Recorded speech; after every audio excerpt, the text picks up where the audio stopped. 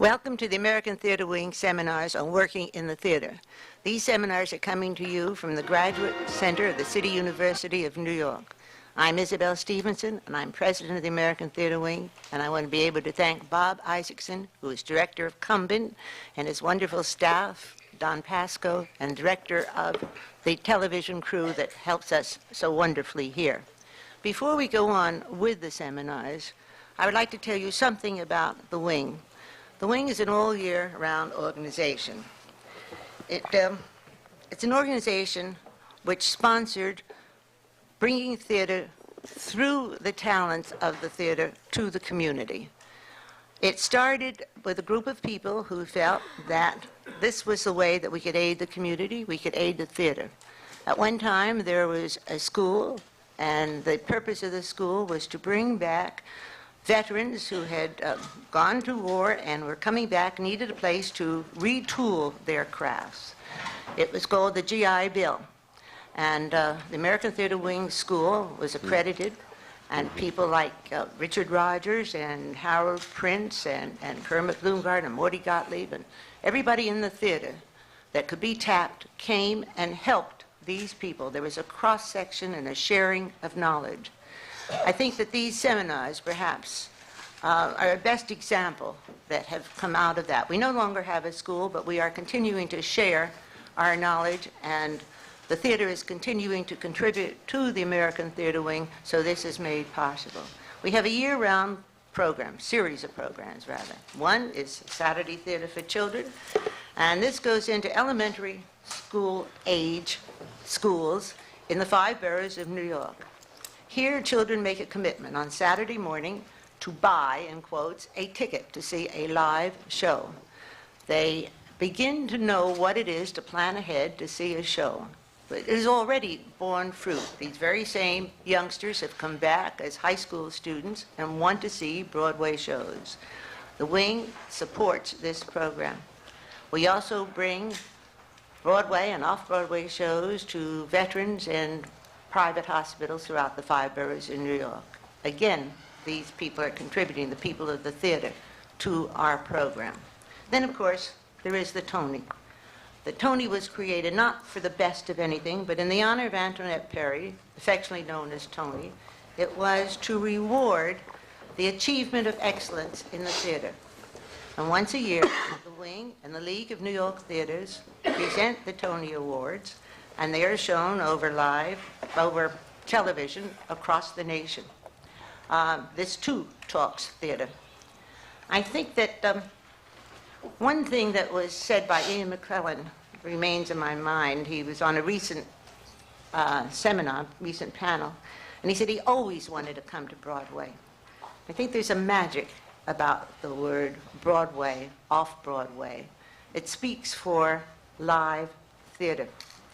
I think the panel today is a very good example. I think they'll address themselves to that. The coming from live Broadway theater to screen, back again, and vice versa.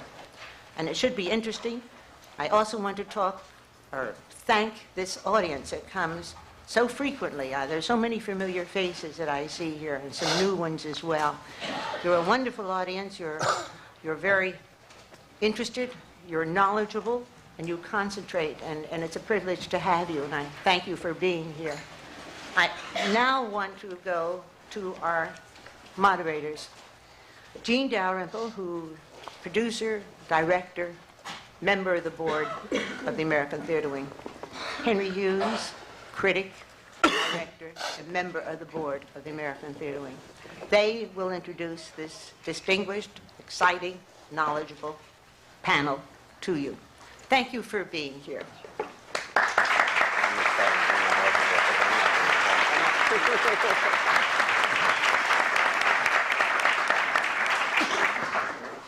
Just want to introduce these people quickly. On my far right is Gregory Hines, who was nominated for a Tony last year for his performance in Sophisticated Ladies, and who has recently done some movies, one of which is called History of the World Part 1. On the next to Gregory is Amy Irving, who has the task of being, I don't know whether it's a pleasure or a burden of being the only lady among our guests. And she is currently appearing in Amadeus, and she is, in the history of the theater, she is the daughter of Jules Irving, who was the co-founder of the famous San Francisco Actors Workshop, and who piloted the Lincoln Center Drama Theater for many years. Next to Amy is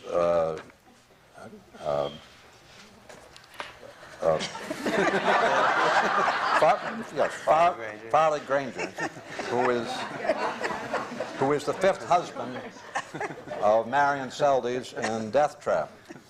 As you know, Marion has set a record of I think it's 1,500 consecutive performances, and Farley is now going after that record, but he's got a slight handicap, yeah, and Marion. And he was a prominent film actor for many years. You remember him in the Hitchcock films, Stranger on the Train and Rope and so on, but he is now dedicated to appearing in the theater. Next to me is Jean Dalrymple, and I won't say anything more about her. Except you acted too, didn't you? Yeah. Yeah, sure. And next to Jean is Treat Williams, who has taken over the role of the Pirate King in Pirates of Penzance, and who is known for his starring role in the new film Prince of the City, which is a straight part, and he's sort of reversed it. He's been a musical comedy actor appearing in shows like Grease and Over Here and so on, and now he has his biggest success in a straight part in Prince of the City. Next to Treat Williams is John Vickery, who this summer captured the town with his performance of Prince Hal and Henry IV, Part 1, and he is currently rehearsing in an off-Broadway play that's transferring to Broadway. Well, it started out last year, and the strange thing is that when he played in Henry IV, Part 1, some of the critics said that he obviously was slated to play Hamlet, and in this new play, Ned and Jack, he is playing not John Barrymore, but Edward Sheldon. And of course, John Barrymore was a famous Hamlet, and I don't understand why it would seem logical if you would play John Barrymore. Who's playing the Jack part? Peter Michael Getz. Very good actor. Minneapolis. Yeah, Guthrie. Yeah. John comes to the theater out of San Francisco, as does Amy, although he started after the end of the Actors Workshop, I believe. Next to John Vickery is the star of Entertaining Mr. Sloan, Maxwell Caulfield. And next to Maxwell Caulfield is Biff Liff, who started out as the second worst student of Edith Skinner, the famous speech teacher at Carnegie Mellon, and quickly rose to success in New York by doing, among other things, being the stage manager for My Fair Lady, being the right-hand man or the left-hand man of David Merrick during David Merrick's most productive years, and finally producing a play on his own, Moby Dick, and now he is head of the theater department at William Morris, and is getting everybody jobs. And I assume that maybe one day Biff will go back to using his actor's training at Carnegie Mellon and appearing in a show sometime. Well, let me add one word to that. He's also a marvelous director. He did 2 beautiful productions of My Fair Lady at City Center, 2 that were just as good as the one you see now, except that, of course, we didn't have Rex. But they were perfectly done. Of course, he had been the original stage manager, so he knew exactly how to do it, but he saw that it was done perfectly. Why are you wasting your time with William Morris? Yeah. We'll find out. For my sake. Yeah, that's it. Anyway, Jean, do you have some questions for our guest? Well, I'd like to start with Gregory. Of course, I know your career and your background, but many people think that you just came to stardom like that overnight. So would you tell us a little bit about how you started and all your problems, if any? Yeah. I was so worried about what I was going to say first. This is simple.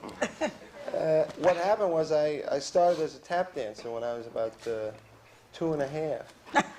My brother was 4 at the time, and my parents gave us tap lessons as, you know, like a music appreciation. Some kids study piano, some instruments, so we took tap. And my parents had a lot of energy for it, and they felt that this would be a way to give us something. Because at the time, the occupation for black people, you would either become a policeman or in the post office or sports. This was like the late 40s. So we did this tap dancing, and we showed a little ability in it, and my parents then took us and found one teacher to give us routines. Thought maybe we'd get an act together. And that's what we did. And my brother and I tap danced. First we were the Hines kids, and then as soon as I saw a little pimple form on my face, we changed it to the Hines brothers. I thought I was growing up. And then we did that until I was about 16. And then my father, who was a musician, became intense about the idea of having an act together. So we formed an act called Hines, Hines and Dad, and we worked nightclubs and theaters with a real slick nightclub act. And then we did that until I was about 24. And then I became a hippie. Yeah. You know, I was 24, and it was that period of tune in, turn on, drop out, and I thought, great. And that's what I did. I did that for 5 years and played guitar in a jazz rock band in California. Had a great time. And then, because I wanted to be closer to my daughter, I moved back to New York, and I got involved in the theater. I was real impressed right away because, you know, they wanted to pay me $600 a week, and I had been making $40 a week with the jazz rock band in California. And I worked in a play called The Last Minstrel Show, and that closed, and I went into UB, and I did that for a year, and then I did a play called Coming Uptown and Sophisticated Ladies, and it's the least neurotic form of work I've done in show business. It's a paycheck every week. It's a routinized life, you know, you do a day off, paid vacation. I never heard of a paid vacation until I worked Broadway. I was either out of work looking for work, or I was working. Anyway, I just came back from my vacation, and I'm very happy to be here. Thank you.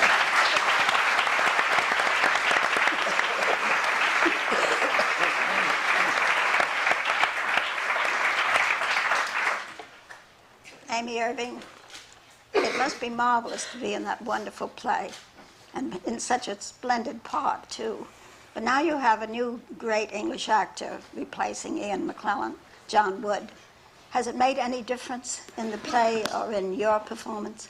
Oh, yeah, it's like suddenly beginning a new show. I mean, I did a 3-month run of one play, and now we've begun a totally different one. When Peter Firth and I replaced Tim Curry and Jane Seymour, we pretty much fit into the production that Ian was our leader, and we made our changes and we brought what we could. And now John is our leader, and we are fitting in around him. And so last Tuesday night was our first dress rehearsal, which was his opening night, really. And it's terrifying going out there on the stage with him because he's in his discovery period.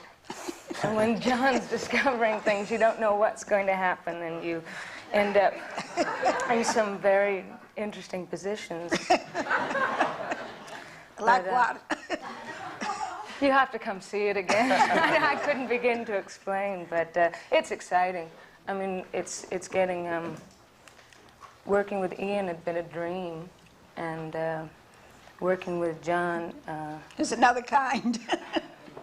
Yes, it is. And, oh, you're going to see this. No, I'm loving every minute of it. It's sparked all of us and brought new life for us. Good. And, Do you want to tell us a little bit about your beginnings? Sure. Mine was an easy story. My father had started the Actors Workshop. My mother was the lead actress in the company. And they put me on the stage at 9 months old. So I never really had a say in the matter. And by the time I was doing my first speaking role, when I was about 2, I was saying I was going to go to drama school and be an actress, and that was my choice. And all 3 of us kids got to grow up in the children's theater mainly, and we got to do some grown-up plays sometimes. And then when Dad moved to Lincoln Center, I went through my hippie period and decided not to do what the family was doing and tried to be different and went into music, but I wasn't happy, and I got back into theater. And Dad wouldn't let me be in Lincoln Center since my mother was in it, and it's a little different in New York than it was in San Francisco. So I went off and did off-Broadway, and then when I finished high school, they said, you don't know it all, even though I thought I did, and they sent me off to train in London. And somehow I ended up in the movies after that, because the family had moved into it. And after 5 films, I decided to come back to the theater. Everyone says they're going to come back, and I kept thinking I was going to be one of those people that kept saying I was going to come back. And then the first day back, I realized I don't know what I've been doing for 5 years, because I feel like this is where I want to be. Is this play your comeback? Yes, Oh, I haven't wonderful. been on the stage for 6 years. Welcome. Thank you. It's a nice place to start. Farley. And a great way to start. Farley, I can't ask you how you began, so just say anything you like. Well, I'm very happy to be here. I'm very happy to be in the theater. I love the theater. I love working in it. I prefer the theater to film and television, but that's just because I like working in front of a live audience. I don't, feel that the theater necessarily is better. I don't mean to be artsy-craftsy about it and put down television or film, but I do think that for the actor, it's more exciting to be in the theater, and I always wanted to. I started out in films because I just happened to be born in California, and there I was, and it happened. But I always wanted to be an actor, never really a movie star or anything.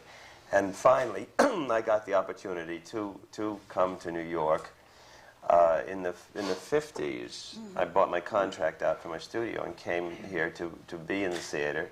And then it was very different, because then it was you were either a movie star or else you were a theater actor, and never the twain shall meet. There was never, I mean, if you were a movie star, forget it, you know. I mean, you were a movie star, but if you were really actor, you were an actor in the theater. And so I came to the theater and I said, here I am, take me. And they said, swell, terrific, and turned away. So luckily, at that time, there was live television, which was terrific, and the closest thing to working in the theater, because it was live, and you rehearsed for 10 days, 3 weeks, whatever. And so I worked in that until I got into the theater. But I love the theater, and I have no intention of leaving New York or leaving the theater. Particularly Deathtrap is such a super part that I'm just very lucky that it happened that I got into it. Did you see any of your predecessors? I saw John Wood 4 years ago when it first opened, and I thought he was absolutely brilliant. And in no way, my performance is in no way like John's. It's brilliant in its own way. Because I could never copy what he did, and I would never try, or do it. And I was difficult. I think we've all gone in, and we've all gone in with stage managers and everything, and the director of the play was busy. He was doing other things, so I had no director. So mainly, the performance is something that I developed myself, which I am very, very proud of. Very proud of. Is it complete or is it growing? It's growing every minute. It never stops growing. Do you want to tell them something about, can you believe this? He was a marvelous king of Siam. True, we did that, yes. Yeah, we did the King of Siam at the city center, Barbara Cook, who was brilliant and marvelous. And Barbara and I were really much too young for it, really, but it worked. It worked perfectly. Certainly did. And then after that, I went on the road, and came back, and we were doing a benefit for the city center. Yeah. And Barbara and I were doing the Shall We Dance number, and you came up and you said, "Would you do me a favor? We need you. You have to go into Brigadoon." And I said, "I can't. I've just come off the road. I want to rest. I want to go out to East Hampton. I'm tired or anything." And you said, "Oh, please," and everything. I thought, "Oh, okay, all right, Gene, I'll do it, And I said, "Well, okay, when does it start?" And you said, "Oh, it's in rehearsals. You have 4 days of rehearsal to do it." Well, we did it, didn't we? It was good, too. And it was very good. Yeah, we've had some fun. Yes. Biff? Yes. I'll start down there with you. You've had a wonderfully varied career, as my confrère here said, but tell us about your very beginnings. Well, it's as I'm listening to all the panelists, there are two things that come up very quickly. You can see there's a great love going on between these people and the theater and their profession, which of course is something, the reason why we all perhaps went into it in the first place. But for me, it has been a kind of a love affair ever since I decided that what I wanted to do was be a part of the profession, and have lived that way as a person of the theater. I have done practically everything. Well, I shouldn't say everything. I haven't acted on Broadway or anything like that. I did some acting a long time ago. I began as a stage manager, or an assistant stage manager, on the road for a play called Call Me Mister, which was a musical review. And I was so eager to be anywhere close to the theater that in those days the assistant stage manager in the musical had to also understudy. Well, it was impossible in a review to understudy. And I had to go on one night in Boston. And on the stage with me were Carl Reiner and Buddy Hackett and Bobby Fosse. And in the middle of this sketch, Carl Reiner said to me, "Stop mouthing my lines." I realized I didn't think I was set to do anything more on the stage as an actor, and I stayed as a stage manager and continued to work, and very hard. And I can, the wonderful thing about the theater and the people that are sitting here is the great continuity that has existed. All of us have started exactly at the bottom, and have moved to positions, of certain stature, and actors and actresses that are fabulous in many ways. And you can, as you look at them here, you see what they've become. It's a great feeling of hope, which is the thing that we all come to the theater for. And it will happen, and it's that desire and that eagerness and that belief in your own work and your own confidence. Thank you, that was wonderful. Michael, have you anything to say about your beginnings? About Maxwell, what? I mean. That's okay. Yeah, about what? About how did you get this job that you have? I was doing another play off Broadway, and the producers saw it Yeah, about a year that's ago. right, yes. And they just decided that, you know, when they got it together to do it, I'd do it. Are you British? Or? Yeah.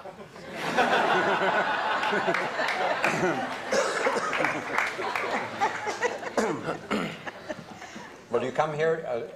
Doesn't a British actor have to get some kind of special permission to come in? Yeah. But not off Broadway? No, if you're a star like John Wood or someone like that, or McKellen, then they fix it for you, you know?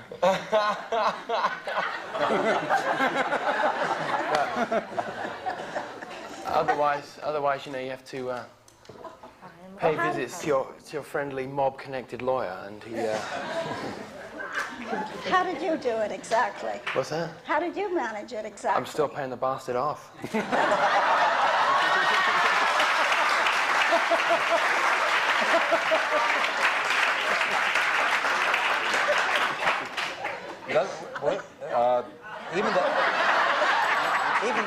Even to act off Broadway, do you have to have this permission? Yeah. Yeah. Yeah. In fact, more so off Broadway than on. Because on Broadway, they can justify it. You know, they can say 8,000. So many more actors usually involved, and so many more people backstage. But off Broadway, it's because it's a breeding ground for future, you know, American actors. So they resent even more when English actors work off Broadway than on. So, but there's certain parts, like for example, in the situation of the part I'm playing here, that it's very hard to find an American actor who can do it. I mean, that's not. I'm not blowing my own trumpet there, but it's a very specific type of character. It's a working class character, which a lot of American actors can portray upper and middle class. I mean, I'm sort of getting very sort of talking about classes here, but that's the way it is in England, you know. And lower class act. I mean, like in England, it's much easier to find an English actor who can play an American man of means. But if they have to play someone like some kid from the Bronx, it's usually very hard, so they have to bring an American actor to do it. Can you do a number of British accents, like North Country and Midlands and Cockney and the rest of it? Yeah. Did you learn that at a school there, or did you just pick it up? Most actors are mimics, really, and you know, they should have a good ear, and they should just pick it up, because otherwise, you know, you just speak with your own voice all the time, which gets boring, you know. What was your first part in England? I was playing American, actually. What was the play? A play by Tennessee Williams called Camino Real. Oh, yes. Yeah, it's a good play. And how did you get the part? How did you start? I was just in like college, high school, whatever. Mm-hmm. So someone saw you. There are not many people who can act, you know, at that level. Was this done in London or outside London? No, this is just in high school. In high school? Oh, I did nothing until I came here. Nothing in London? No.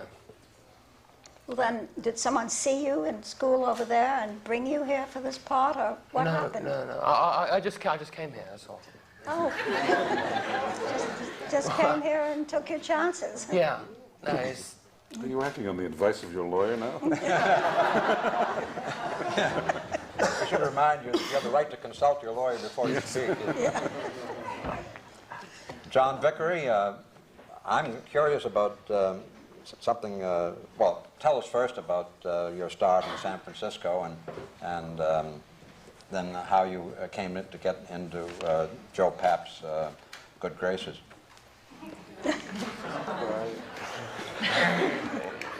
He gave me a set of all of Shakespeare's work, about 5 pounds of I got that book.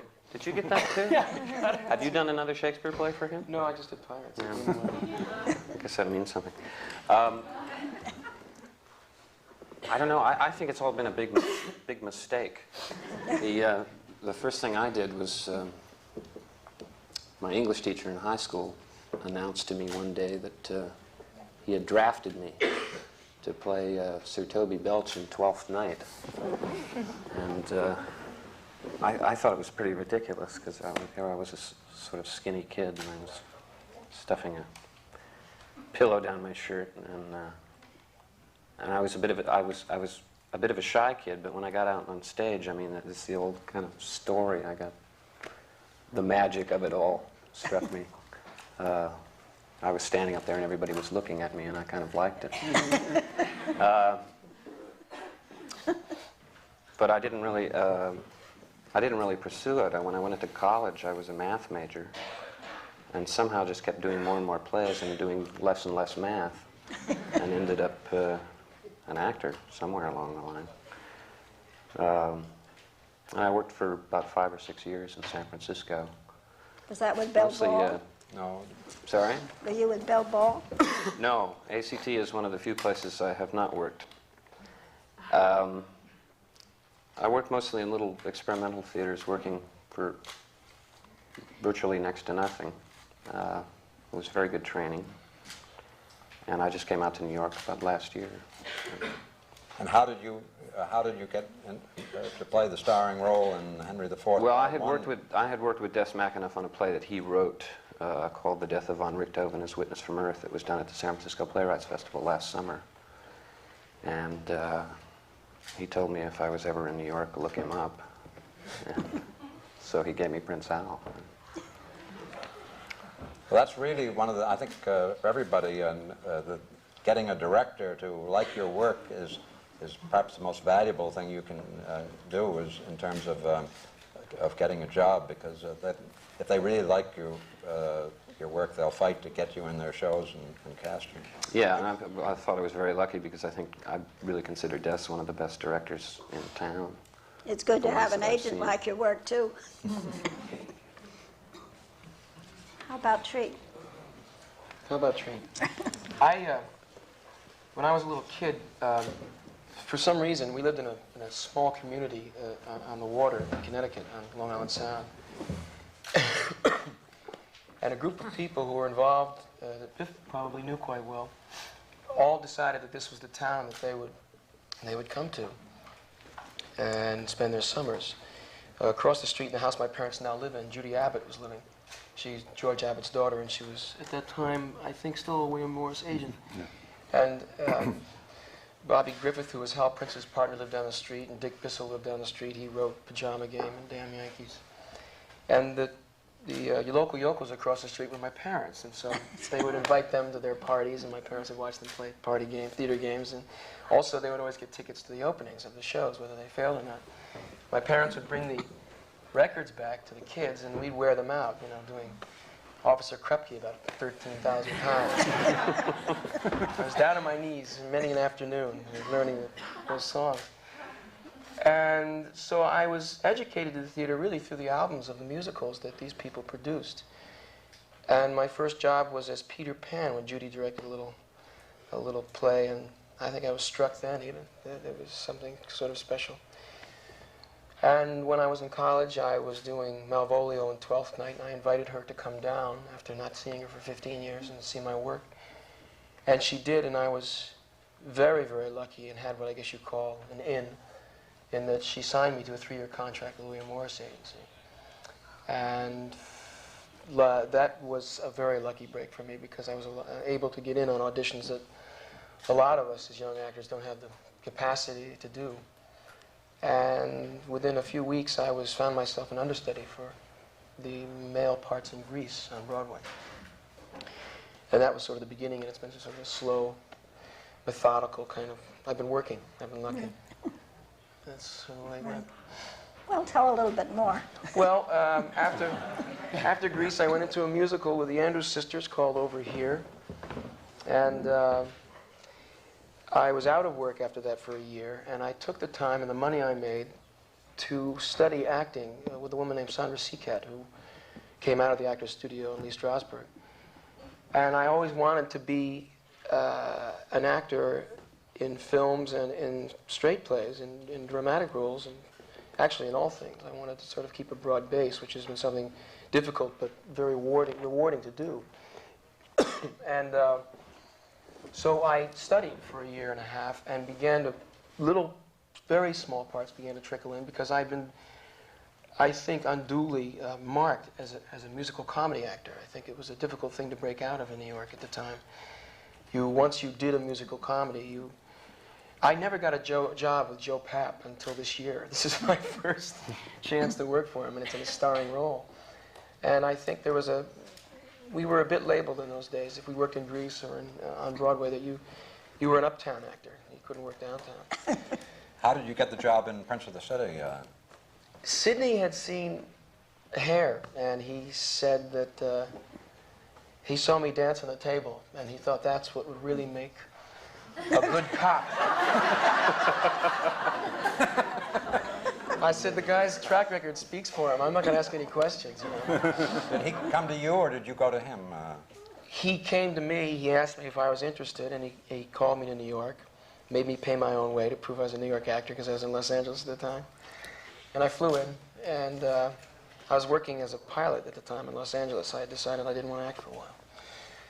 And so I flew down. Making a pilot, or I was actually piloting a piloting airplanes. Oh. Yeah.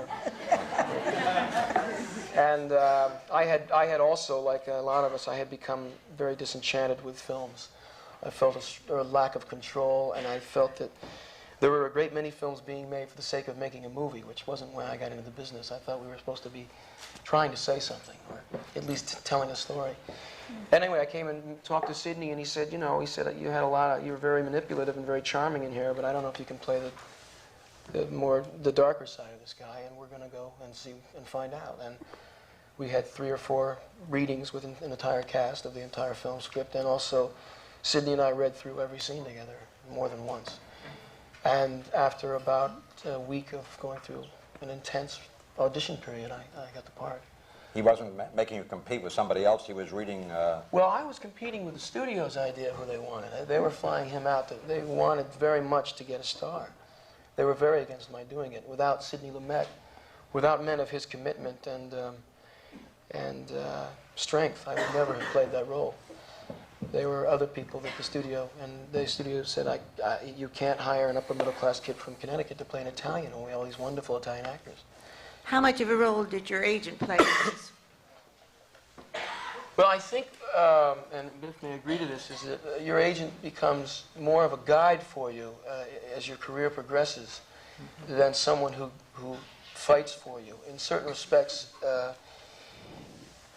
he becomes even more important in deciding what to do. But at the time, he played, I don't know how much of a role he played, actually. Ed Bondi was the one who spoke, and Johnny Planko here in New York spoke to Sidney, and I'm sure they probably were they said that they thought I could do it. But the role he played in that situation was more the negotiation after the job was set. Have you had the same agent for many years? I've been with Biff since the day I got to New York. Biff, you brought up something that I'd like to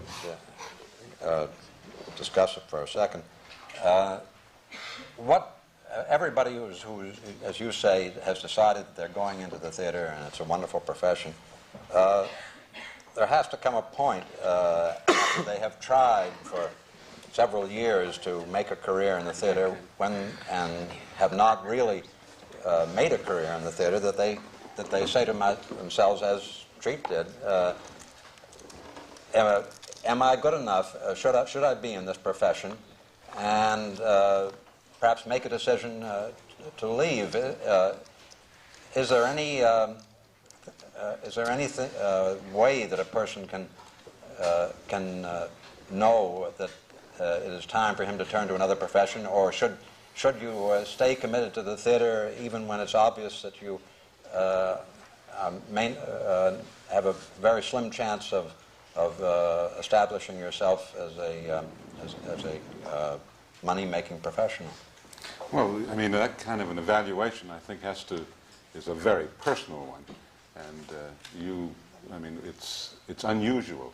I mean, Treat's evaluation of himself, deciding that he must get out of the mold of being a musical comedy actor and get to do something that he wanted to do. And now that took a lot of courage.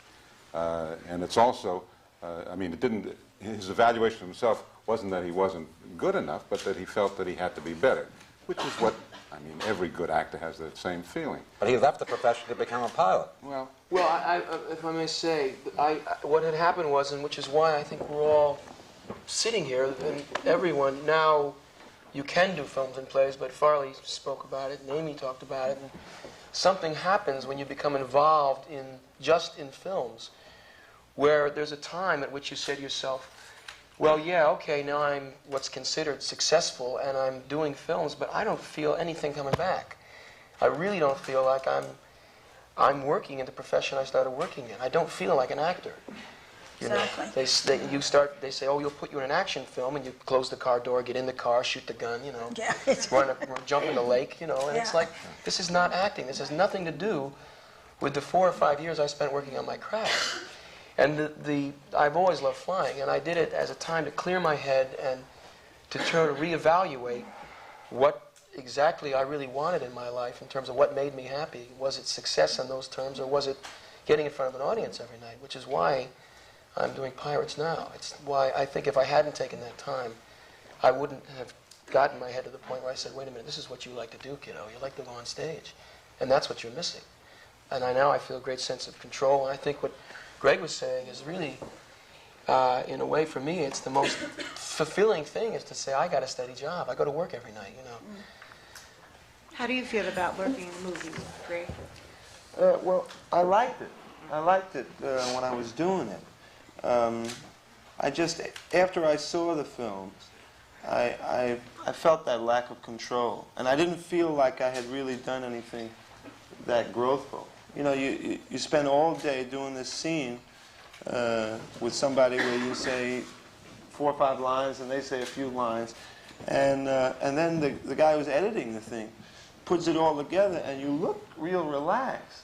But he took one word that you said at 2 o'clock in the afternoon, and then he took another word that you said after dinner, and he put it all together. And, I know that I was never able to do the whole thing straight through.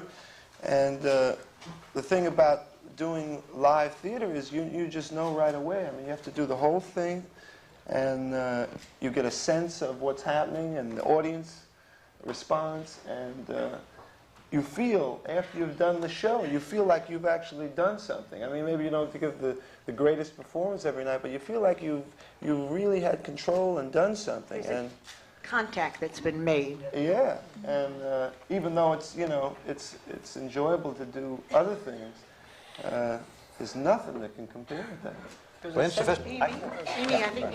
There's a wonderful sense of continuity and completion in the theater. Some nights after the show, I'll walk out on the stage and it's just that one light out there and it's dark and there's nobody in the house, nobody but me out there. And I say, every day this place, you get a bunch of people who studied, an instrument all their life, and you get a bunch of people who've learned to sing and act, and some guy knows a lot about lights and another guy knows a lot about when to pull the curtain up, and you put them all together and this thing happens every night, and you feel a sense of worth that you know how to be a part of it, and you're part of a group effort, and you have control. You get out there, you can't say a line that you got a laugh last night, and didn't get a laugh tonight, and say, wait a minute, let me do it again.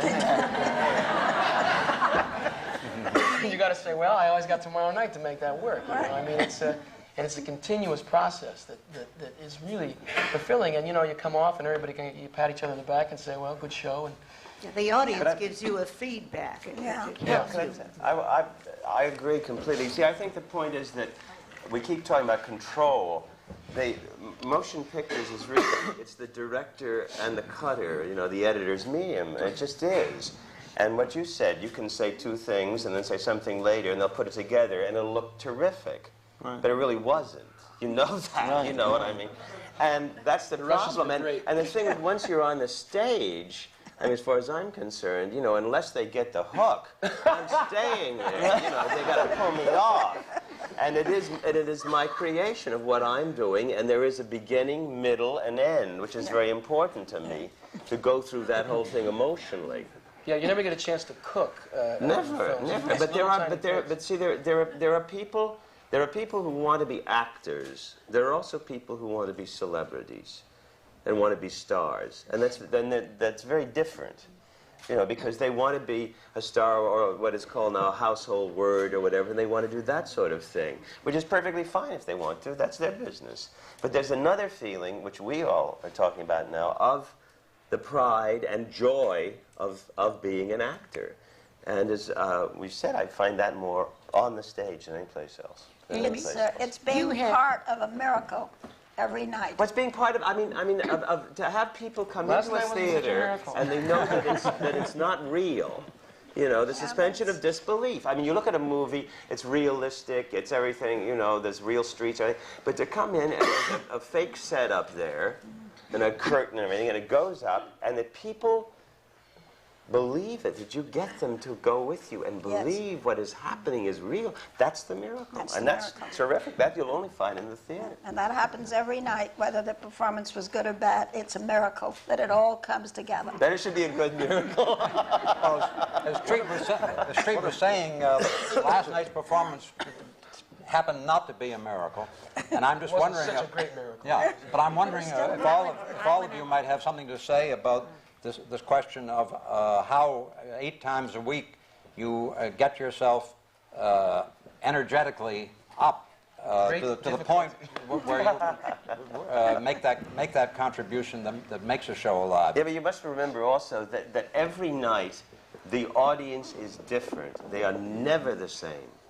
because there's the weather, there's the news that's on the radio or television, there's everything that they come in with. And they're different every night. And that's one of the things of the miracle, that you have to get them. Sometimes easier, sometimes much harder. But they come in with all their problems and everything.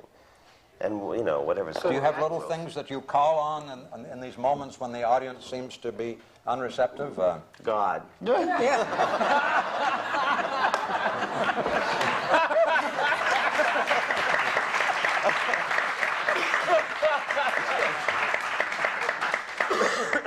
I've gone backstage afterwards and had actors and actresses livid with anger because of the audience. They said, that audience tonight, I mean, they really, if they could individually shoot everyone in the audience, they would have.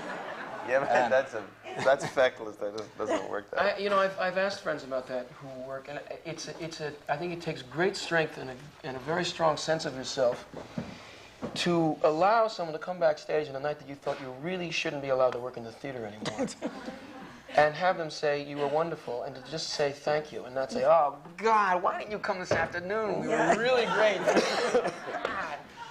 No, but I think you really have to allow them the ability to appreciate your work when you think it isn't very good, because I think we all are very sensitive to, there is a thing where, it's an old joke, that when they're not laughing, we just say, well, don't worry, they're listening. Well, it seems to me there are 2 things involved here. One is that the actor working to keep the show energetic and live, which he might do by his response, by his feeling for what is working with the audience and what isn't.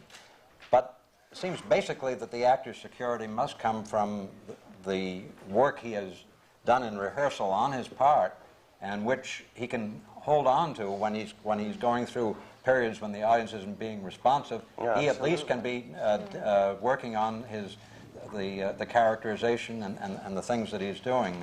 I know Eli Wallach, one time I went to see him in a matinee, and he said, I wish you hadn't come on a matinee. He said, matinee is the time when I work on my character.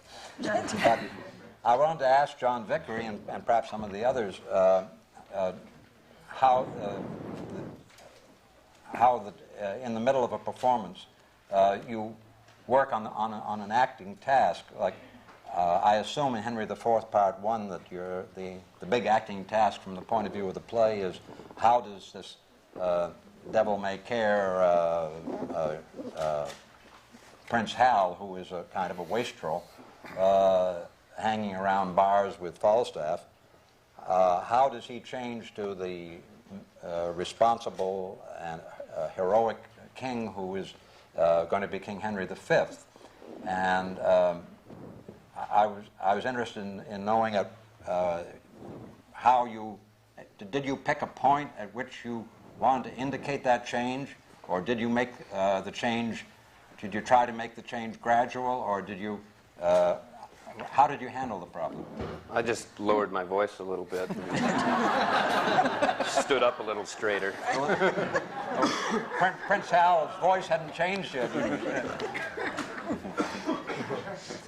Well, I mean, that sounds kind of mechanical, but that's actually because I tend to work from the outside in when I first start working on a character. Is I want to know where he's going on the stage, and I want to know just what he's doing. I don't want to think about what's going on with his head or his heart or anything like that. And then I gradually worked toward that, which is, I guess, a little backwards from the way most actors work. But that's actually what I did, yeah. The first mention of my father as somebody coming into the tavern, and my immediate response was like that. So. I've worked from those kind of details, and then suddenly that will, you know, physiologically kick something in to what's going on with your brain and your heart. You had seen Kevin Kline, I believe. Many times. They tell me you don't do it at all the way he did. You have your own interpretation. Mine's more bass. Amy, You're a nasty power king. Huh? Bass or basic? Well, he's sort of Errol Flynn, you know, and I'm more Lon Chaney.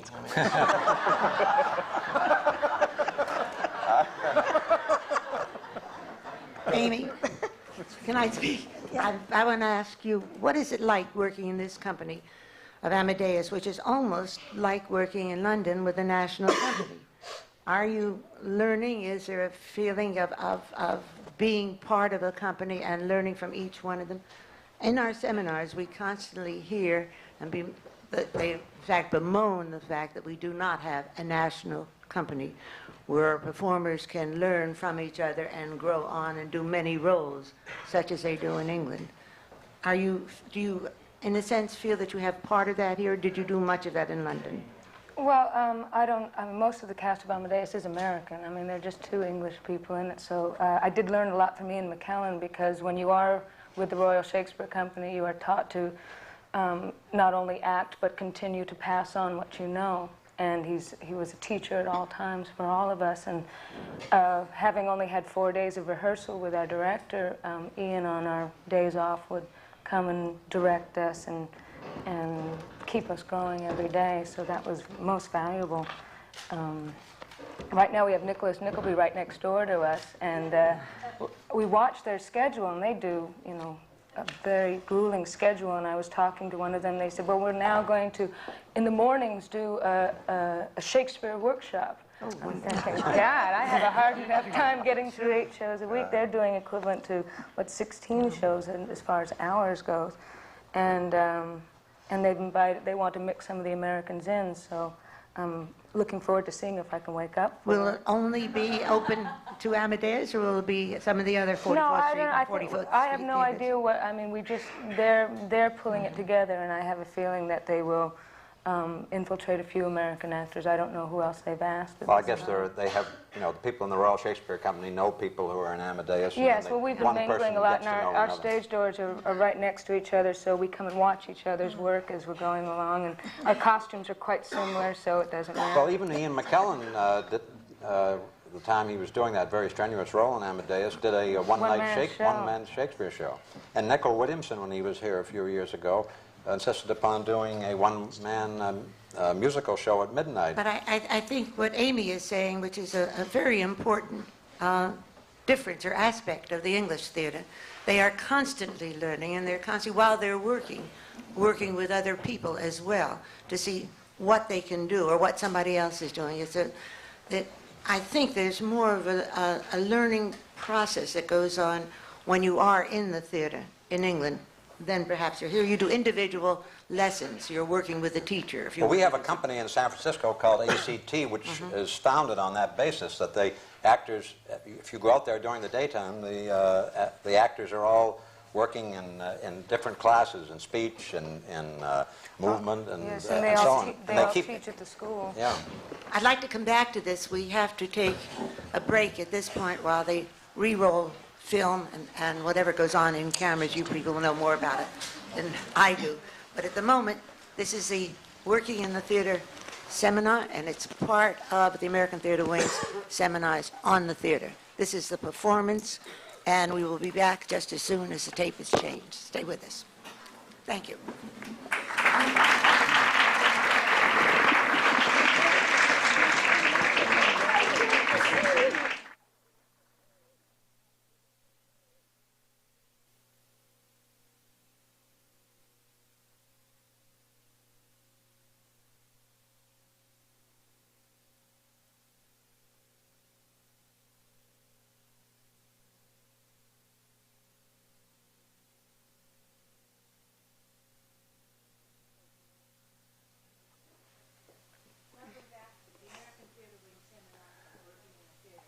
These seminars, as you know, are coming to you from the Graduate Center of the City University of New York. We have an overflow audience. We will have a question and answer period at the end, and I'm not going to take any more time now because there is so much that has to be said, so much to be asked of this wonderful panel who has contributed their time, their talents to the American Theater Wing to share with you their knowledge and their craft. And so I'm going to go right on now and continue where we picked up. And I think I was talking to Amy Irving and said, what was the difference between working in the English theater and the American theater? And she described the English theater's obsession almost with continuing their craft by working with each other and with other companies as well, such as Nicholas Nickleby holding classes with Amadeus or open to Amadeus. Yeah, well, I've never worked in the English theater. I was trained over there for 3 years and experienced a lot of the different approaches towards your craft, but I don't know the politics over there. I know the National Theater does, that all the English actors, that's their favorite place to be, where you get to continue to grow and work with all the great people around you, and it has nothing to do with money or star system or anything. And the one thing that I've become aware of working in Amadeus with English actors is the whole exchange of American actors working in England and English actors working in America. We had a lot of trouble getting Peter Firth into our show as a replacement for the Alien Committee. And there is a good lawyer. Yes, yeah. They did. I'm sure they did have an excellent lawyer.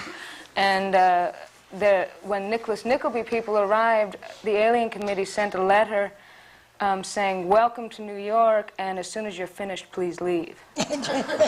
And it also cited Ian McKellen as being an example of someone who has misused his experience in America in saying he said something very simple like the Americans' musical is their forte and the drama is English. He only meant Americans do put on musicals better than the English, and they approach their drama differently. He wasn't putting the Americans down in any way.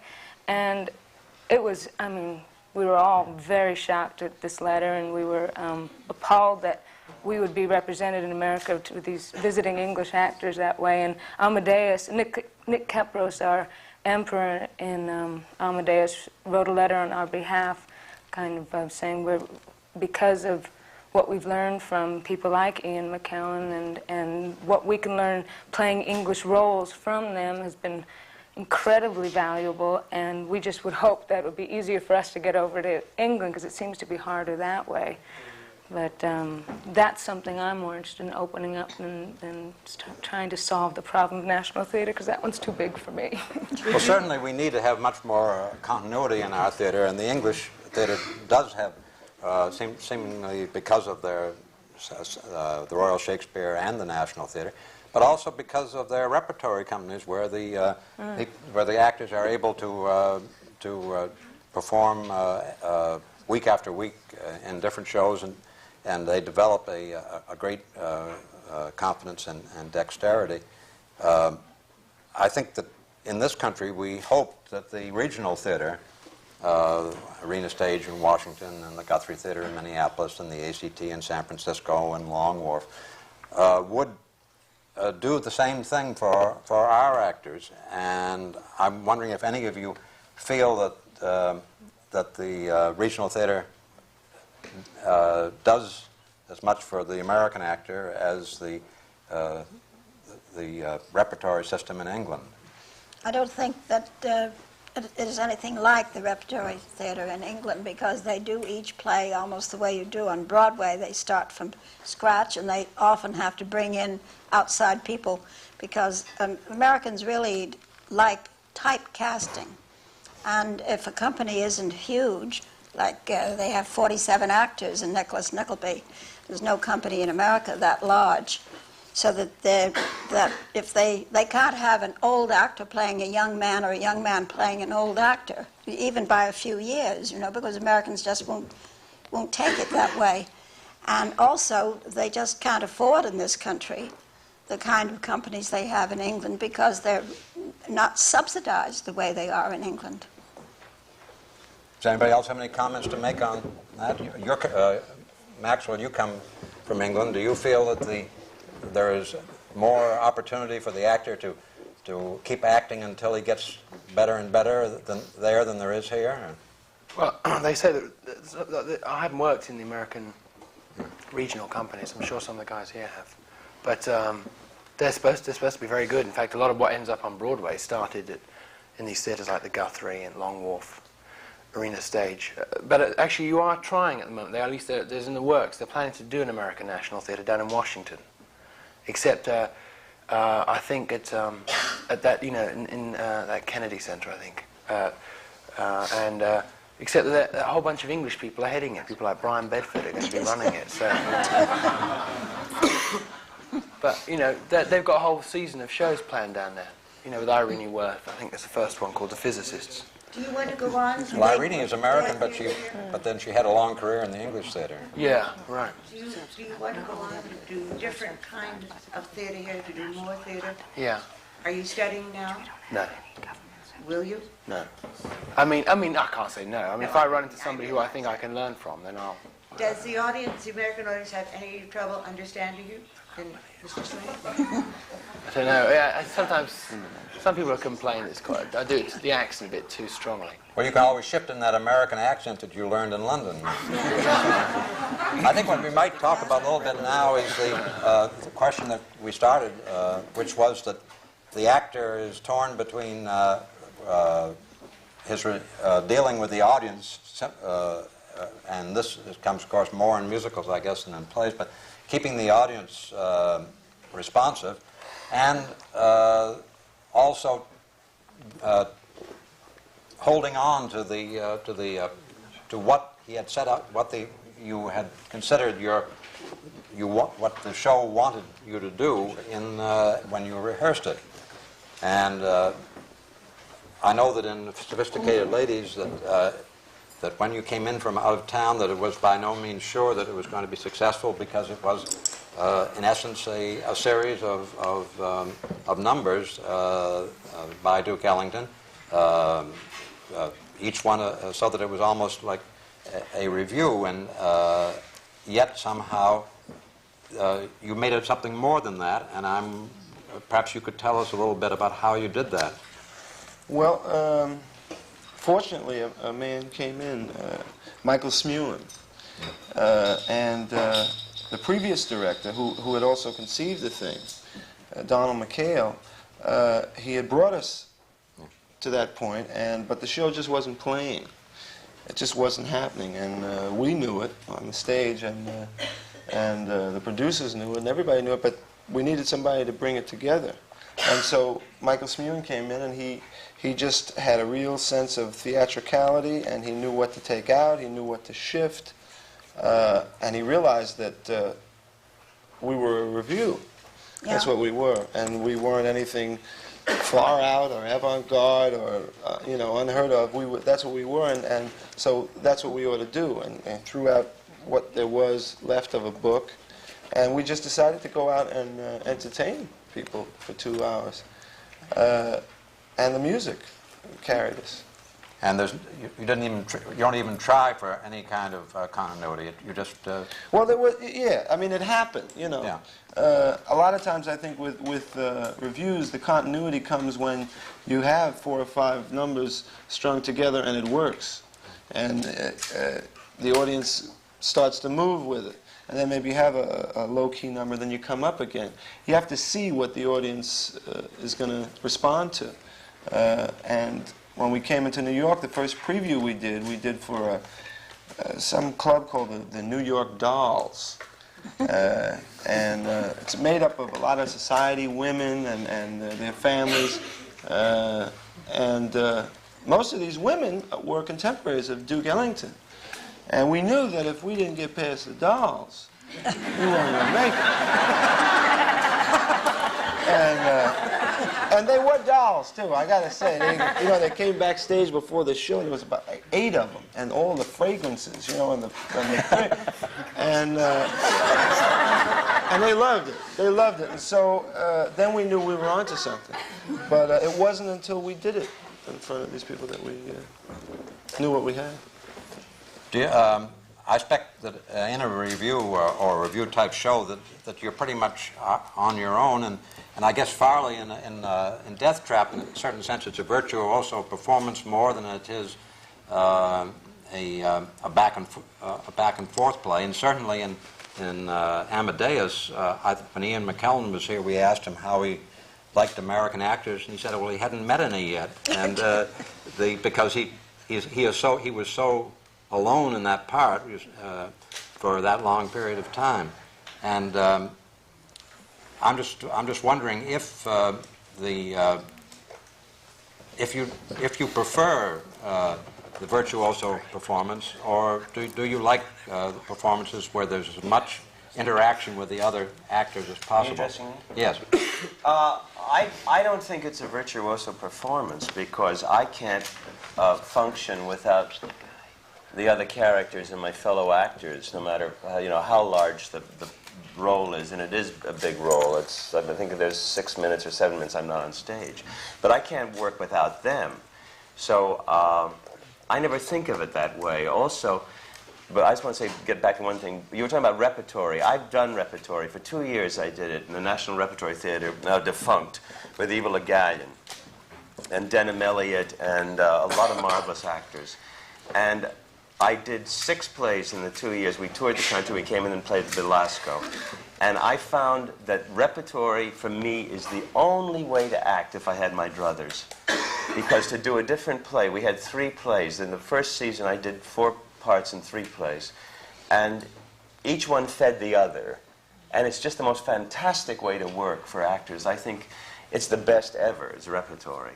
So I don't feel anything. I mean, if I can say, okay, maybe it is a virtuoso performance, but I can't do that unless those other people are there and doing what they're doing too. Because I think what happens is in the middle, in between, the actors, not what I'm doing or what Amy's doing, but what's happening right there. I've always felt that way. I think that's true. That in general, the challenge of the other actor and the back and forth is the most exciting part of acting. Yeah, that's got it. Although you really have to act a lot of your time down in one in terms of aiming at turning an audience on. I think the Pirate King, even more than anyone else, is a virtuoso performance. You're more or less on your own. You're not reacting to people as much as you are to the audience, isn't that so? No, I don't think so. Not now. I think the show has become much more of a group effort. Oh, good.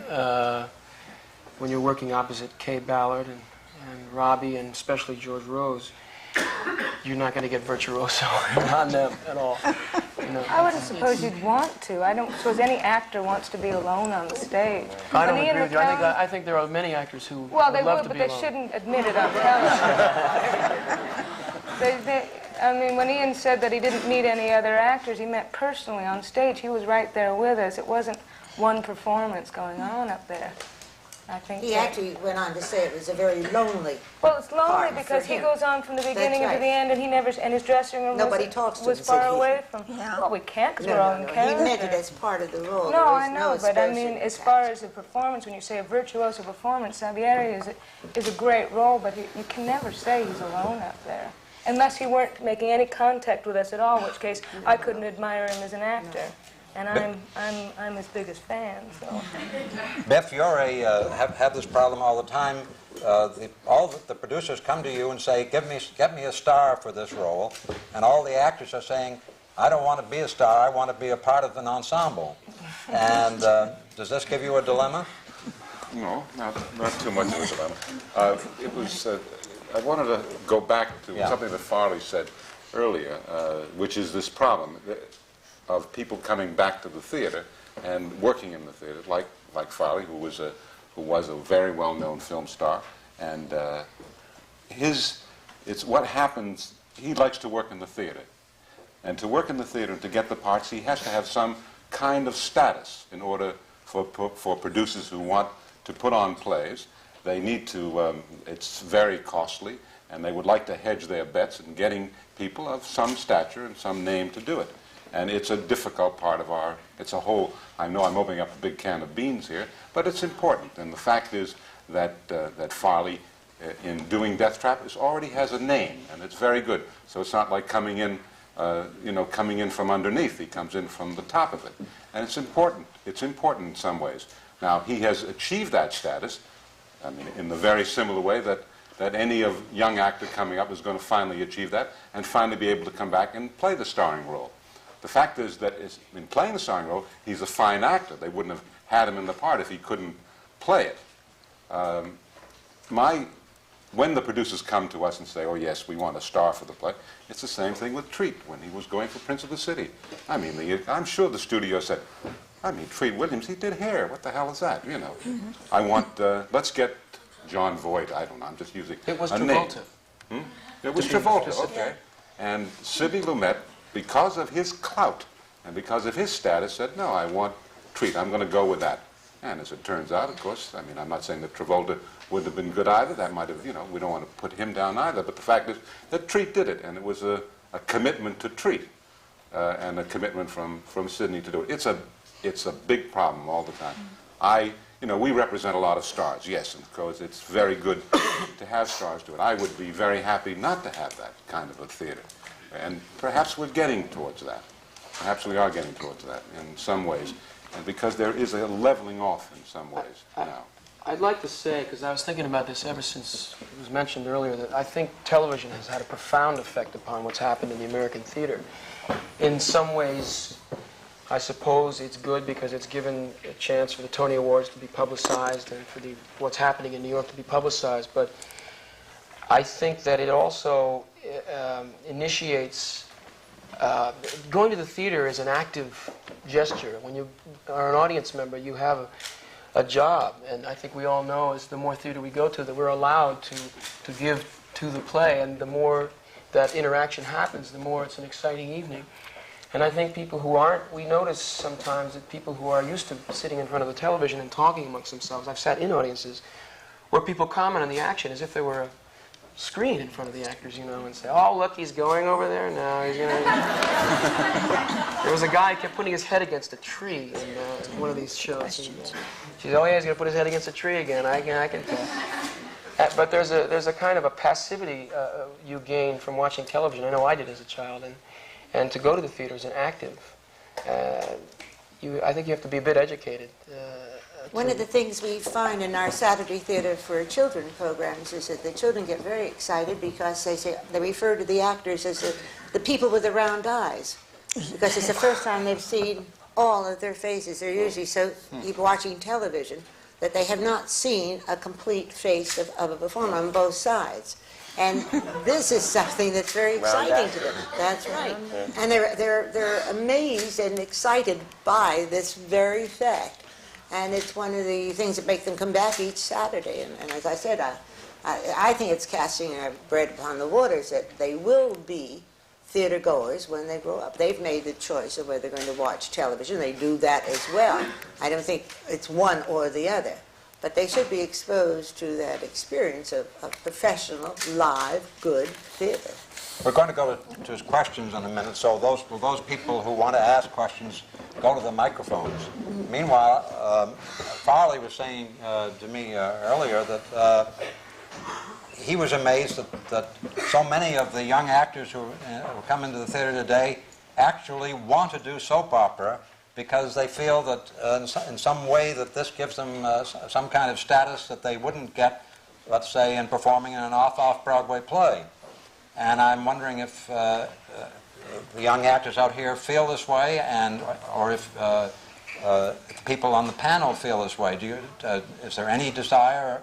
We used to talk with a considerable scorn about people who did soaps, and as a matter of fact, Danny Davis, who is the standby in Amadeus for Ian McKellen, a marvelous actor from San Francisco, is doing a soap every day, and but he says, please don't look at it because it's a soap. And this is what everybody used to feel about soaps, but But Farley tells me that now people really... No, I was saying that the exposure, the kids want the exposure. And when I was young, people wanted to be actors in the theater or in film or whatever, but they wanted to be stars. That was the thing, it was a star. And a star sort of meant something, you know, distant, obviously, and something kind of marvelous and terrific. Now a lot of the young people say, I want to be a household word. And that sort of depresses me. I mean, Ajax is a household word. It's like, you know, I don't know what that means. And part of that is the soap situation. I mean, I don't particularly think there's anything wrong in it. I don't know how good a training ground it is at all, because it's a never-ending thing, and you keep saying plot all the time. Have any of you ever been in soaps? I was on a soap. I was fired from it. I don't think that it... Do you advise some of the young actors to go into soaps while they're waiting for their opportunities? Sure. Yeah. I think any Actors place should you act. can act. Actors should work. It's work. But I want to ask you, to. what about you were saying about the exposure for young people and people? You know, you have to have a name. I understand that because. But then also, what about the English who come here in a play that do not really have a name as far as the American public are concerned? I mean, they're marvelous actors who worked in the theater there and everything, and they come like the dressers coming. I saw that in London. I didn't see, but. They don't have a name that people are going to rush to the theater. I mean, how does that work? Is that because of the validity of that it's an English play that's already sort of pre-sold? It's an English play, pre-sold, and the fact is that they know that the play itself is good because it was successful. There. Yeah. And they But know sometimes it's not always successful not here. always, not always. But the names Because the play that he's doing was a disaster here the first That's time, right. and it's marvelous now. It's been accepted by the critics. Yeah, But but nobody see, knew you guys should, the Americans should get their fingers out and start writing some good plays. They wouldn't have to keep importing English ones.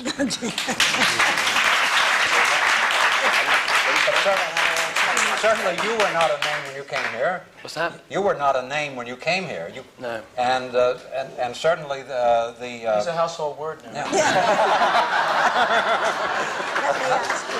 Ian McKellen, in a certain sense, wasn't a name before he established No, himself. but you know, if you want to, you know, it's in art you strive for perfection, and they felt that Ian McKellen could do it better than anybody else. And if there was an American actor who could have done it as well as McKellen, then they would have given it to him. But the fact is, they felt McKellen could do it better. Now, sometimes producers, you know, they chicken out and they, like for example, I really do think they should have been able to find an American actor to play this part of Sir in The Dresser. I'm amazed that a major American actor, they haven't found one. Also, you know, they should someone of stature to do it. But so sometimes they, you know, the producers, they just get chicken, like McCann and Nugent, who are producing that.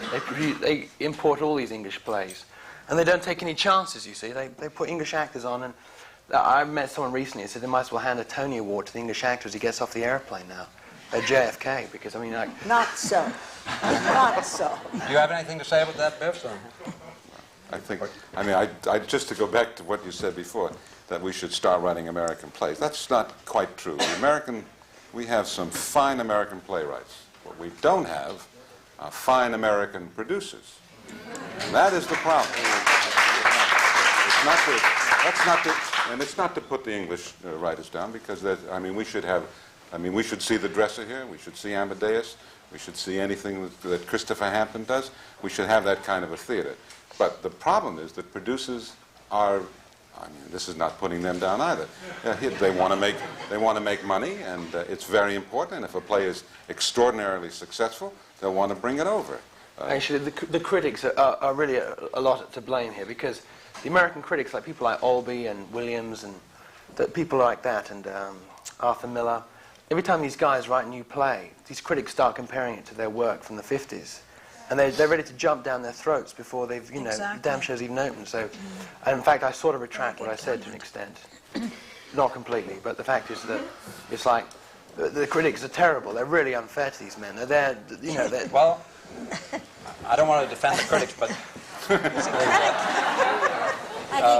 Brooks Atkinson, who was one of our greatest critics, used to always start off his review of a Tennessee Williams or a William Inge or an Arthur Miller play, almost always, he'd say each new play, this is Tennessee Williams' best play. And he knew he had to say that in order for people to want to go to see it. If he had said, this play is not as good as Streetcar Named Desire, but it's still a very good play, this public somehow in America would say, well, that's not for me. I want something as good or better than Streetcar Named Desire. And when I was in Ireland one time, I talked to the head of the Abbey Theatre, and I'd seen some terrible play that they were doing. And I said, why don't you do some of Sean O'Casey's later plays? Oh, he said, we couldn't do that. He said, because they're not as good as Plough on the Stars and Juno and the Paycock. And I said, well, they're better than what I just saw. And he said, yes, but people expect an O'Casey play to be as good as Plough on the Stars and Juno and the Paycock. And this is something that the critics know that the public wants this kind of comparison. And I think I agree with you that it's very bad that they should try not to do that. They should try to treat each play on its own terms, not in competition with all the other plays by the same playwright. Yes, the first question. Hi, my name is Gregory Dale. I have a question for Treat or Farley or anyone who's done film. I recently saw French Lieutenant's Woman, where it was pretty obvious that they shot the last scene first. And they did this, I'm sure, because of time restrictions, and the actor's hair had to be longer, and they couldn't actually wait for it to grow. The main problem with this was that whereas the rest of the play was very rich and full and very well paced, the last scene was a little too technical and strained, and it had to be very emotional. I was wondering, how does an actor prime himself for a scene that has to be very strong and very emotional when he doesn't even know his fellow actor or doesn't even know what's going to happen through the process of creating a film? Farley? I think Farley should answer that. I actually had that happen to me in the first film that I did, and for me it was just a question of the director and meeting with him like for 2 weeks, and then the star of the film was Albert Finney, and he really helped me a lot, and he would talk to me about the continuity of the character, and so the first time I was seen on the screen was the last thing we did, and from the time we started filming, I felt real good. I felt like by the time we got to that, I'd know how to start off, and the director and That was Albert Wolfen, and helped you me. were wonderful in that film. Yeah, you were terrific. You have to be so clear before you begin a film exactly where you're going. You have to. The director usually will sit down with you. Now you actually get 2 weeks rehearsal often in films, and you have to pretty much set a lot of things. Some films are written as they go along. I remember my first film, The End of Carrie, wasn't written until the day we shot it. I mean, I remember getting this piece of paper saying, and then a hand comes out of the ground and you scream, you know, and I thought, oh no, that'll never work, but, and I mean, I just said, oh God, I'm the only one in the scene, it'll all come down on me, but, and you just, if that happened in the beginning, that would be difficult, but you have to be real clear who your character is, where you're going with it from the beginning, and make sure you all are connected on that, and things change along the way, and then you get stuck, and Now, you're the in editing, trouble. though, they can cut They something. can fix If they you cut up. something out, you know, you may do something which is, you know, in a scene which is out of context, and it's cut out, and then you have the results scene, but you don't have the scene leading up to why you're doing it. So sometimes that can be very upsetting and very confusing to an audience Also, as well. I think the range of the levels of competence in that part of performing arts is limitless. I mean, you can work with people who have no sense of, they say, well, what are we going to shoot today? Or in the case of Prince of the City, we worked with Sidney Lumet for 3 weeks in a rehearsal hall downtown, which is now the Ritz, I think, or something. And all of us in the cast were together having lunch, eating, playing cards when we weren't working, every day for 3 weeks, rehearsing the screenplay like a play, so that we had such a sense of where the levels of energy and the rises and fall in the performance were, that we could have shot anything out of context and said, oh yeah, okay, this came before, and this comes after, and I know exactly where I'm at this point. I also know these guys well enough to be free to touch them. If they're my cousin, I'm Italian, I can kiss him and not say, oh, do you mind if I kiss you on the cheek here? so that we all were very comfortable with one another. And it was the best way of working, and it wasn't very expensive. It saved the film company a couple $1 million. And it's a wonderful way of working because it cost us we only worked for rehearsal pay for 3 weeks. We didn't have to pay a crew, so that when we got on the set, everybody knew what they were supposed to be doing. Everyone was prepared, and it was... Isn't that a stage technique that Lumet was using there? Yes, I believe it was, yes. I mean, it was very hard to do run-throughs because, of course, the one thing that makes film different from theater, I think the major thing, is time. You can shift time at any point. So you start a lot of scenes in the middle, you know, and you're maybe 5 days later and you're asleep one moment and crazy the next, but at least you had a strong sense of the continuity of the piece. Really with some directors, it's not like that. In that case, or with Foreman, where we rehearsed scenes also, it was very simple and very easy to shoot out of context. Thank you. very much. My name is George Gott, and my question is for Farley. Since there were so many predecessors to you in your role in Deathtrap, do you feel under any pressure that, like, you're being compared to their performances? No. I may be compared to their performances. I don't know about that. But I don't feel that at all, because I think a lot of times, certainly I think in England and other places, you know, people come in, if it's a terrific, I mean, this is a wonderful part. I mean, it's a very diabolical, funny, great part, I think. I love it very much, I really do. And like any great part, it can go in so many directions. You know, there's so many, if the play's still going and I'm, you know, I'd leave it, why somebody else will come in and do it in a different way. But the wife will go on forever. It's true grit. It's very true grit. But I think very few people see this play more than once, because yes, that's after all, true. it is a mystery play, and once you know the outcome, you don't. It's kind of spoiled for the second I've seen them all, Farley. You're the best one.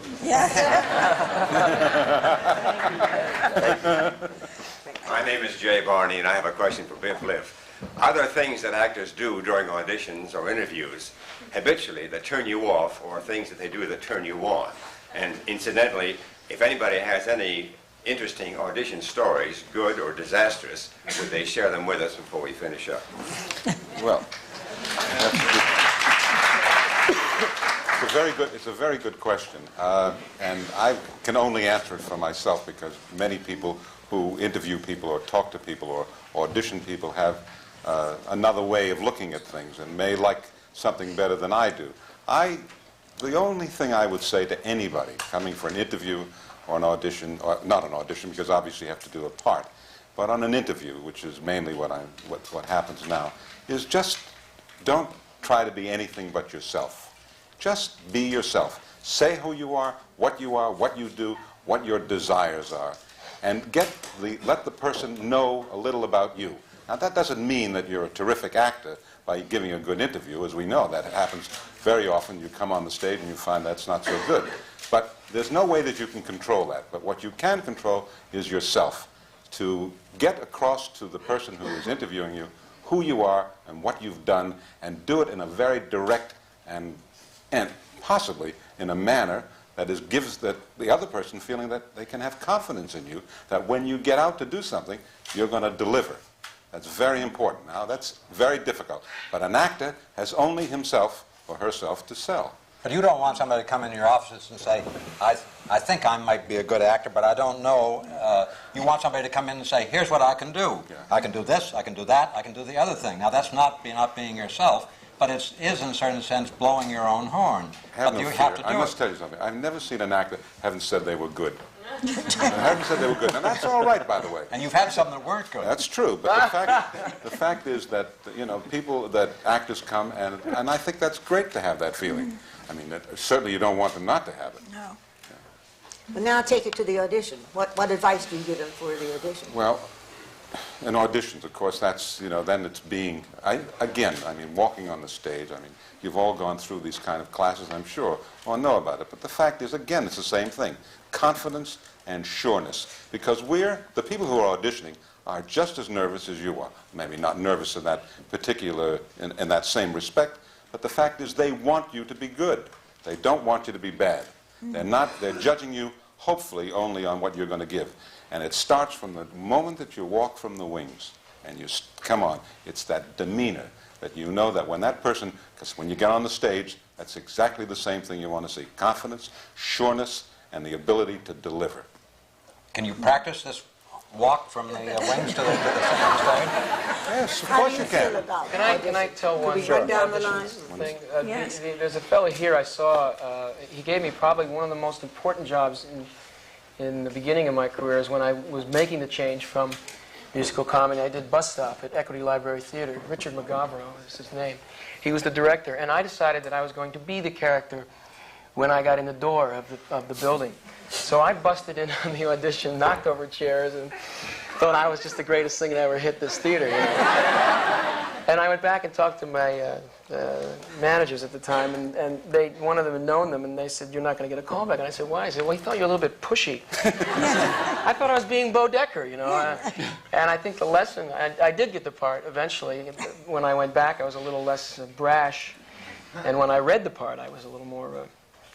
Then I would become the character. But I think the lesson I learned was to also stop trying to come in as the character and say, you know, okay, I'm this person today, because you get too crazy.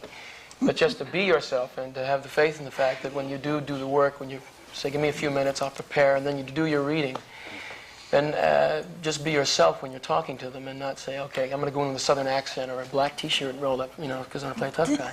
But just be yourself each time or you'll get crazy.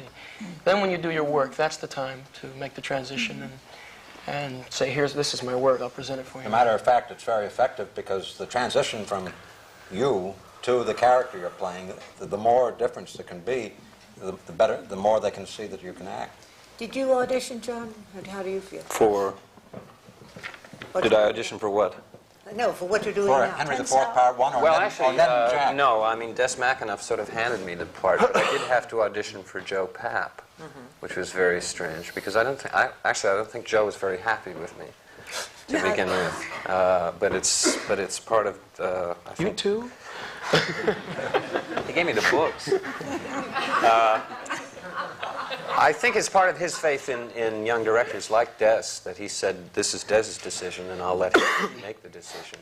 In the case of Ned and Jack, did you have to audition? Yes, I did. But I have the same name as Colleen Dewhurst's first husband, so that might have had something to do with it. She called me Jim the other day in rehearsal, and then suddenly stopped. And that was 2 or 3 callbacks. And I think what everybody is saying is be yourself, and I think that's the most important thing. I keep thinking when I'm called back sometimes that I need to do something different, that I need to give them more, or I need to give them a completely different kind of thing than what I gave them last time. But then when you think about it logically for a minute, they called you back because they liked what they saw the first time. So, I mean, my advice is to stay with that, try to make it better, but don't necessarily just try to show that you have a lot of variety by doing something completely different. Thank you, Jay.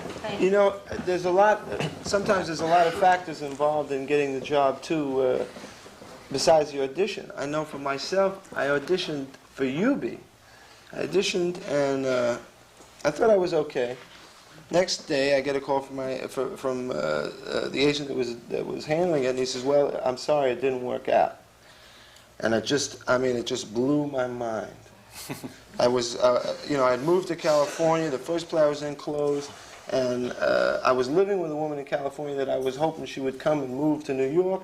And we talked about it, and she, if I got a job, she would move. And I thought to myself, I got to get this job.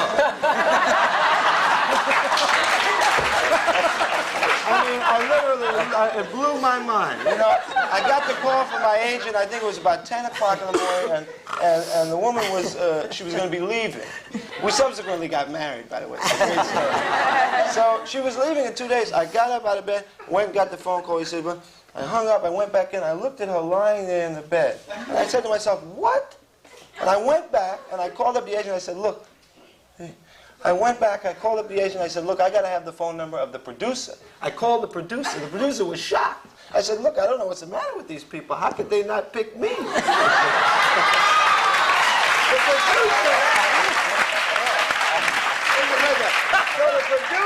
the producer said, "Oh, I'll see what I can do." He was shocked. He got me a second audition. I went in for the second audition. I thought I was great. Again, I didn't get it after the second audition. Then I was hounding the producer every day. Finally, the first day of rehearsal, they called me up. They gave me the job.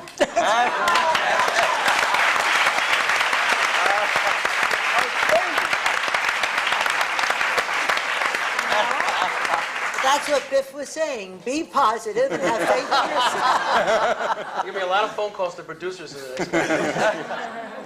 I'm Alexandra Eldon. My question is for Mr. Liff.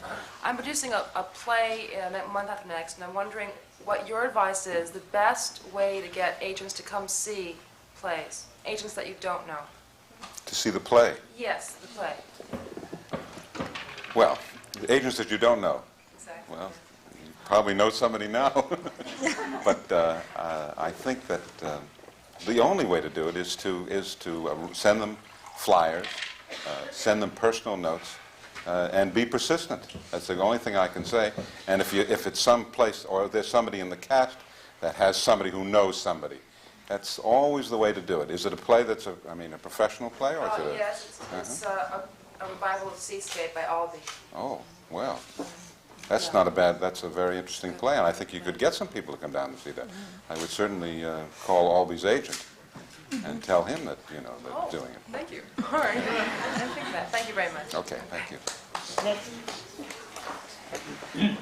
Hi, my name is Roxanne Devanzo, and I'd like to ask Amy Irving. I've seen all your films, and I enjoy your work very much. Thanks. And I'd like to know, how difficult was the transition from motion pictures to film, to stage? Did you find there was more concentration on the stage than in film? Well, I started in the theater. I trained for the stage, and then I only went into film because my family had moved to Los Angeles, and that was going home after drama school.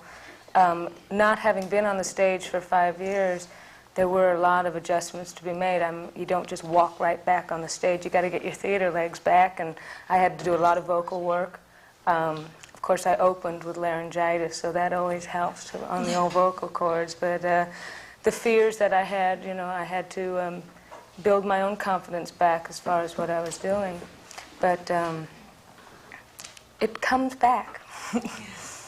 So that's that craft that we're talking Yeah, about. well, That's having a craft that you can call upon.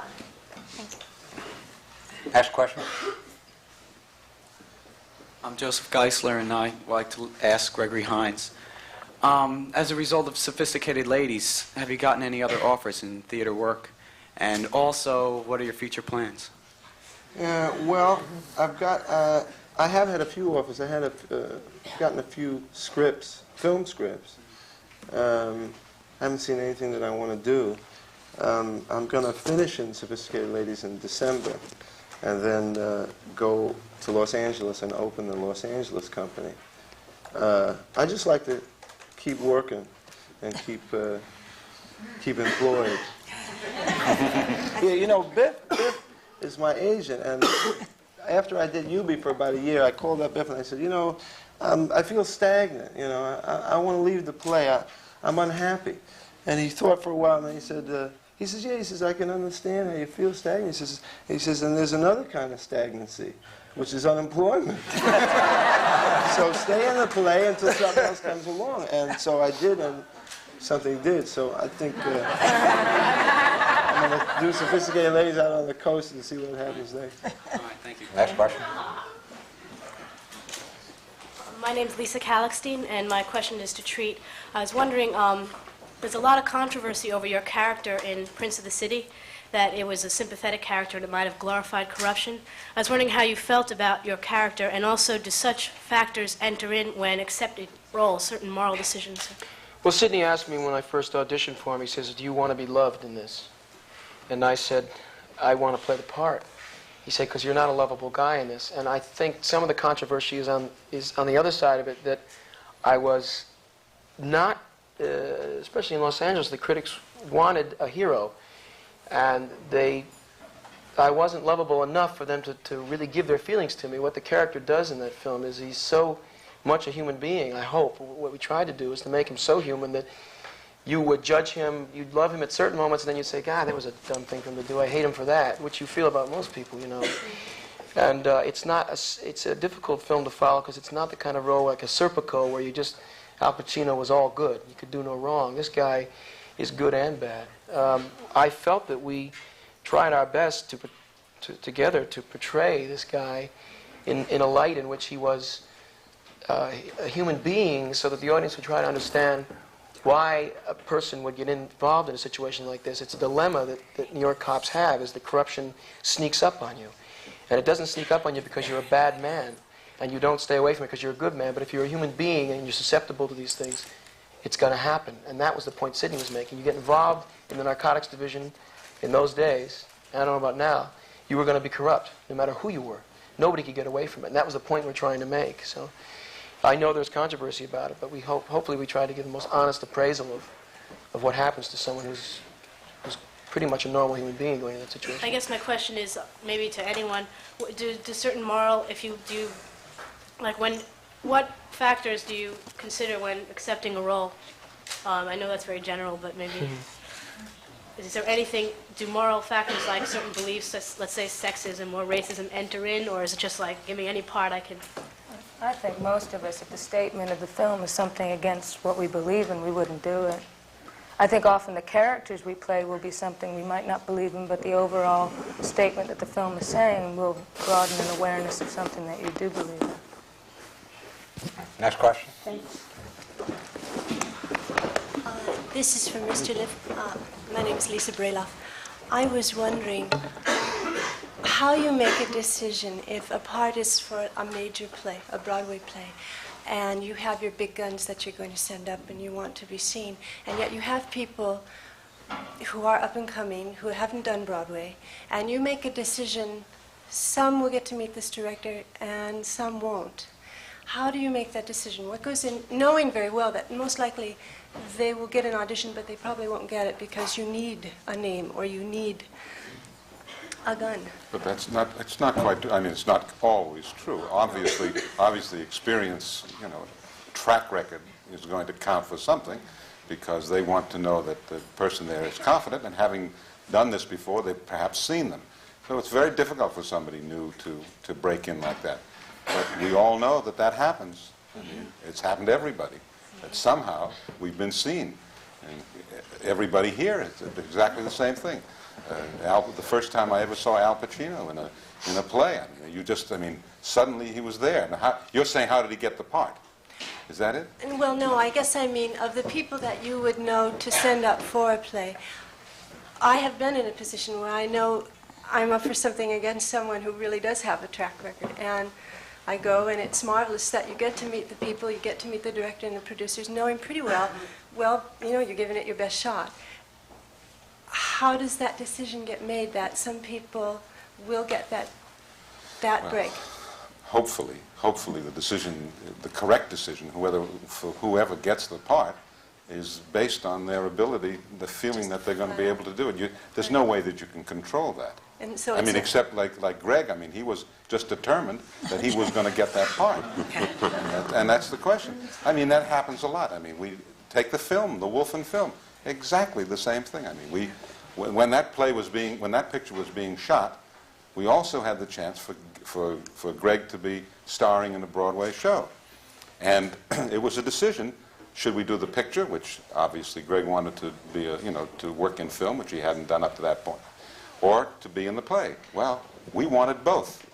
And we did everything we could to make that happen, with a lot of lost friendships and things to do. But we stayed with it, we persevered, just the way he got Yubi. Exactly the same thing. We just stuck with it. Now, I'm not sure that answers your question. All I can tell you is that we believed that we should do it. And the belief was enough was motivation enough for us to go as far as we could. The decision in the end was not ours. Right. But we controlled it as far as we could.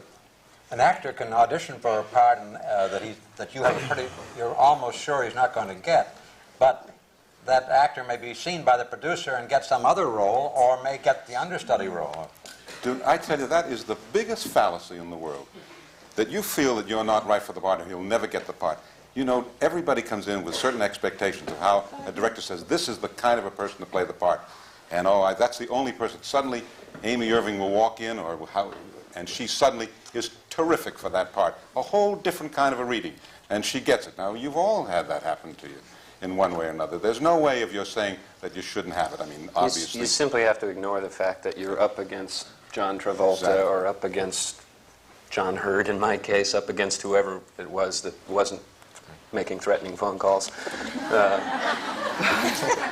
You have to ignore that. Thank you. Next question. Hello, my name is Rochelle Howersey, and the question is to Maxwell Caulfield. I would like to know, how do you feel? Do you feel that if the show is on Broadway, will it do as well as off Broadway?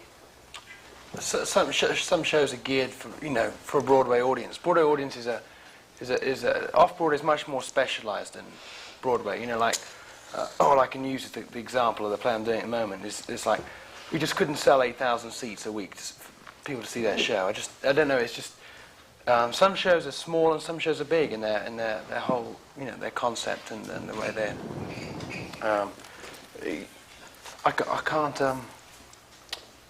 I suppose you just have to look at sort of case examples of shows that have transferred. And I mean, sometimes you take a little show like Ain't Misbehavin', and that transferred beautifully to Broadway. I mean, it's so unpredictable. That's one of the exciting things about this business, is the fact that you really never know what the hell's going to happen next. I mean, and and the fact is, and Broadway producers knew what the formula was for success, and they'd be having hit shows all the time. But it's like it's hit and miss. It's like Russian roulette. That's one of the things that draws a lot of the people to this business. Is the sort of the danger factor, I think. I don't know. Thank you. Next question.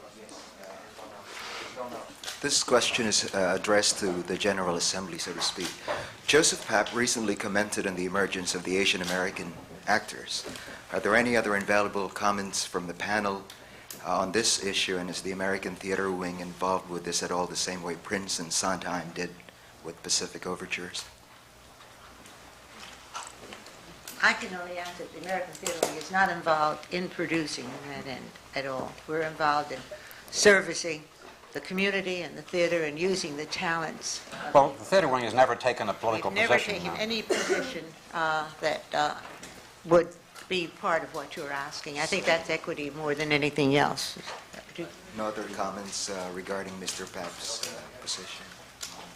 What was Mr. Papp's position? Basically the shortage of Asian American actors in New York, and that he had to go to Los Angeles to cast for his Family Devotion, and there are a lot of Asian American actors here.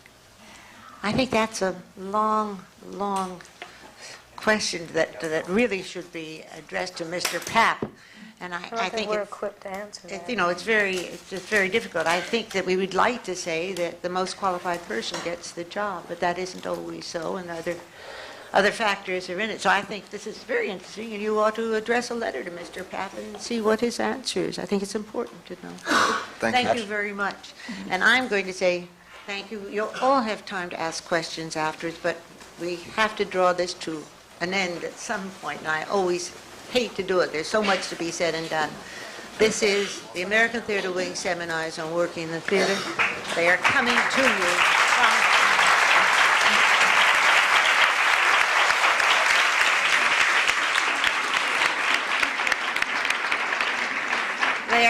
to you from City University, the Graduate Center of City University of New York, and I can't thank everyone here enough. I'm going to start with Amy Irving, Gregory Hines, our co-moderators, Henry Hughes and Jean Dalrymple, John Vickery, and Treat Williams, Maxwell Caulfield, and Biff Liff.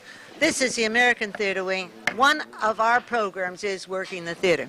We work year-round to present hospital shows, Saturday theater for children, and the Tony Award is the carrot that comes once a year so that people say, there is something to go for. There is excellence in the theater, and that's the reason for the Tony Awards. Thank you, the audience, and thank you over and over and over again. Thank you very much. We will. There's only time to do it.